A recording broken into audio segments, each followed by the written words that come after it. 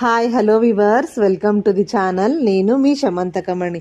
ఈ షార్ట్ వీడియోలో పిల్లల ఈవినింగ్ ఫ్రూట్స్ రెసిపీస్లో హెల్దీ అండ్ ఎనర్జీని ఇచ్చే యాపిల్ మిల్క్ షేక్ రెసిపీని షేర్ చేస్తున్నాను. యాపిల్స్ని కన్జ్యూమ్ చేయడం వలన ఎన్ని లాభాలు కలుగుతాయో మనందరికీ తెలిసినదే కదా. ముందుగా యాపిల్ మిల్క్ షేక్ చేయడానికి 1/2 కిలో యాపిల్స్ పండ్లని తీసుకుని నీళ్ళల్లో కడిగి ఇప్పుడు ఒక ప్లేట్లోకి తీసుకున్న తర్వాత వీడియోలో చూపిస్తున్న విధంగా తొక్కనంతా పీలర్తో కానీ లేదా నైఫ్తో కానీ తీయండి.